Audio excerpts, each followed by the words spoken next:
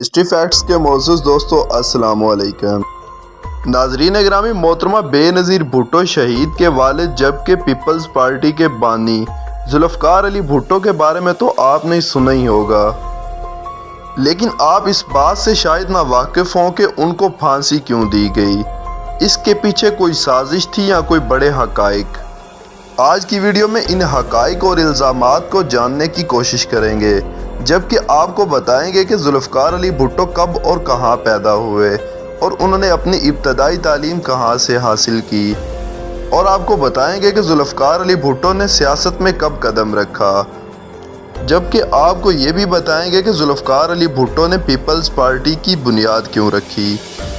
اس معلوماتی ویڈیو کو دیکھنے سے پہلے آپ سے گزارش ہے کہ چینل کو سبسکرائب کر لیں، جبکہ ویڈیو اگر پسند آئے تو اس کو لائک اور شیئر ضرور کیجیے گا۔ تو آئیے چلتے ہیں آج کے عنوان کی طرف۔ پاکستان کے تیسرے صدر ذوالفقار علی بھٹو 5 جنوری 1928 کو لاڑکانہ میں پیدا ہوئے۔ انہوں نے بمبئی اور کیلیفورنیا اور آکسفورڈ یونیورسٹی سے اعلیٰ تعلیم حاصل کی۔ تعلیم حاصل کرنے کے بعد انہوں نے کراچی میں وکالت کا آغاز کیا اور ایس ایم لا کالج میں بین الاقوامی قانون پڑھانے لگے۔ جلد ہی ان کی شہرت حکومتی ایوانوں تک جا پہنچی۔ 1958 میں ایوب خان نے انہیں اپنی کابینہ میں بطور وزیر شامل کیا۔ 1963 میں وہ پاکستان کے وزیر خارجہ کے منصب پر فائز ہوئے۔ ان کے اس عہدے پر فائز ہونے کے بعد پاکستان کی خارجہ پالیسی میں انقلاب آ گیا اور پاکستان عالمی تعلقات میں ایک نئے دور میں داخل ہو گیا۔ ستمبر 1965 میں انہوں نے اقوام متحدہ کی جنرل اسمبلی میں پاکستان کا موقف بڑے بھرپور انداز سے پیش کیا۔ جنوری 1966 میں جب صدر ایوب خان نے اعلان تاشقند پر دستخط کیے تو ذوالفقار علی بھٹو بڑے دل برداشتہ ہوئے اور اسی برس وہ حکومت سے علیحدہ ہو گئے۔ 30 نومبر 1967 کو انہوں نے لاہور میں پاکستان پیپلز پارٹی کے نام سے ایک سیاسی جماعت کی بنیاد رکھی، جو بہت جلد پاکستان کی مقبول ترین سیاسی جماعت بن گئی، اور 1970 کے عام انتخابات میں انہوں نے مغربی پاکستان میں واضح کامیابی حاصل کی۔ سقوط ڈھاکہ کے بعد وہ 1971 میں پاکستان کے صدر اور پھر 1973 میں پاکستان کے وزیر اعظم کے عہدے پر فائز ہوئے۔ انہوں نے 1977 کے عام انتخابات میں بھی بھاری اکثریت سے کامیابی حاصل کی، مگر حزب اختلاف نے ان کے انتخابات کے نتائج تسلیم کرنے سے انکار کر دیا۔ حزب اختلاف نے انتخابی نتائج کے خلاف ایک ملک گیر تحریک چلائی، جس کے نتیجے میں 5 جولائی 1977 کو مسلح افواج کی سربراہ جنرل محمد ضیاء الحق نے جناب ذوالفقار علی بھٹو کو ان کے عہدے سے معزول کر کے ملک میں مارشل لا نافذ کر دیا، اور 2 ماہ بعد ذوالفقار علی بھٹو کو نواب محمد احمد خان کے قتل کے مقدمے میں گرفتار کر لیا گیا۔ 18 مارچ 1977 کو ان کے قتل کے الزام میں موت کی سزا سنا دی گئی۔ ذوالفقار علی بھٹو نے اس سزا کے خلاف سپریم کورٹ میں اپیل کی، جہاں 3 ججوں نے انہیں بری کرنے اور 3 ججوں نے انہیں سزائے موت دینے کا فیصلہ کیا۔ چیف جسٹس انوار الحق نے اپنا وزن ان ججوں کے پلڑے میں ڈال دیا جنہوں نے ذوالفقار علی بھٹو کو سزائے موت کی توثیق کی تھی۔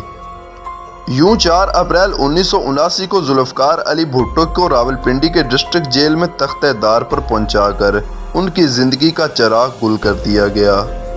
ذوالفقار علی بھٹو کو پھانسی سے پہلے راولپنڈی کی جیل کے زنانہ حصے میں ایک 7x10 کی کوٹھڑی میں قید کیا گیا تھا۔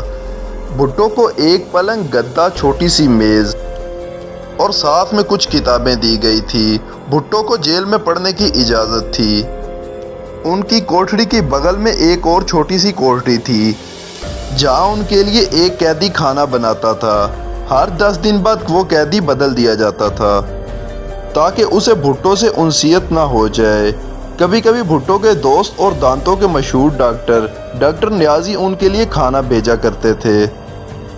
ذوالفقار علی بھٹو سے جیل میں اس قدر غیر اخلاقی رویہ اختیار کیا جاتا تھا کہ جب ذوالفقار علی بھٹو بیت الخلاء جاتے تو ایک سیکیورٹی گارڈ وہاں بھی ان کی نگرانی کرتا تھا، اور بھٹو کو یہ بات انتہائی ناپسند تھی، یہاں تک کہ انہوں نے تقریباً کھانا پینا ہی بند کر دیا تاکہ انہیں بیت الخلاء جانے کی ضرورت ہی نہ پڑے، جس کے کچھ عرصے بعد اس طرح کی سخت نگرانی بند کر دی گئی۔ اور ان کے لیے کوٹھڑی کے باہر علیحدہ ایک بیت الخلا تعمیر کروا دیا گیا۔ بھٹو کو جیل میں پڑھنے کی آزادی کی وجہ سے آخری دنوں میں وہ چارلس ملر کی خیبر، رچرڈ نکسن کی سوانح عمری، جواہر لال نہرو کی ڈسکوری آف انڈیا اور صدیق صالح کی وٹنس ٹو سرنڈر کا مطالعہ کر رہے تھے۔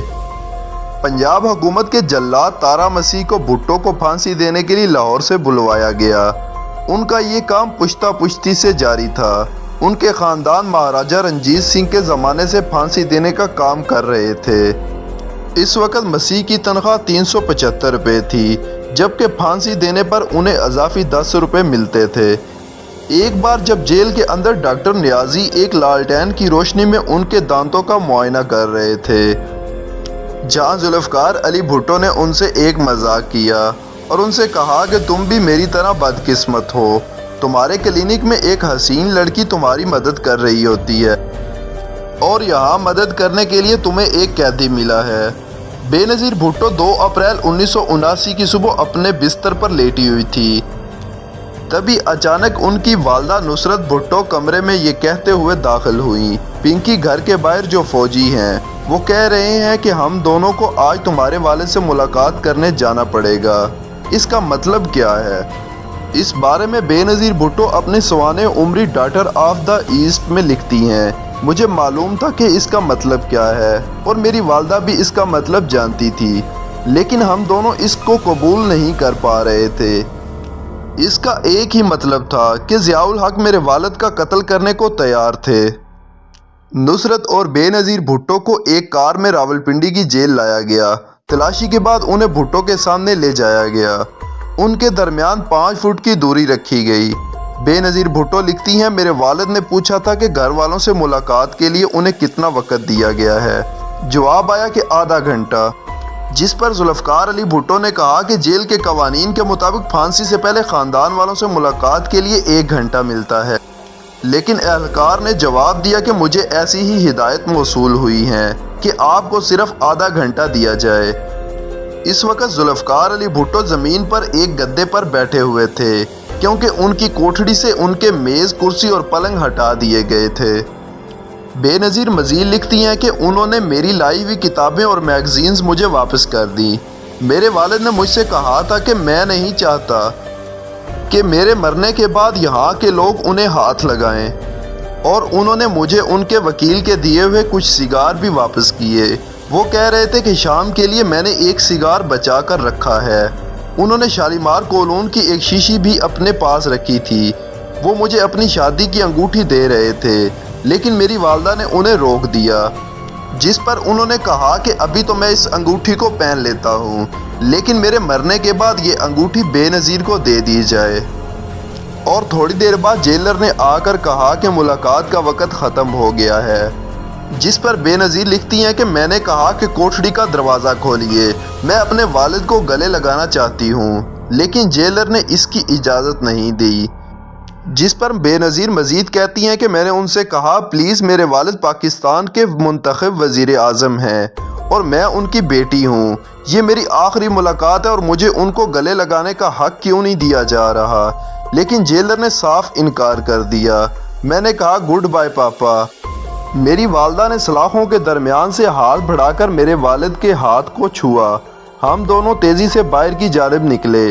میں پیچھے مڑ کر دیکھنا چاہتی تھی، لیکن میری ہمت جواب دے گئی تھی۔ جیل سپرنٹینڈنٹ یار محمد نے انہیں کالا وارنٹ پڑھ کر سنایا، جسے انہوں نے خاموشی سے سنا۔ بھٹو نے پھانسی سے پہلے کوٹھڑی کے باہر کھڑے گارڈ کو بلایا اور ڈپٹی سپرنٹینڈنٹ سے کہا کہ مرنے کے بعد میری گھڑی اس کو دے دی جائے، جس کے بعد ذوالفقار علی بھٹو کو پھانسی کے لیے لے جایا گیا اور وہاں انہوں نے جلاد کو کہا کہ جلدی کرو، اور اس کے بعد انہیں پھانسی پر لٹکا دیا گیا۔ جی تو ناظرین گرامی، یہ تھی ہماری آج کی ویڈیو۔ اگر آج کی ویڈیو آپ کو پسند آئی ہو تو چینل کو سبسکرائب، جبکہ ویڈیو کو لائک اور شیئر ضرور کیجیے گا۔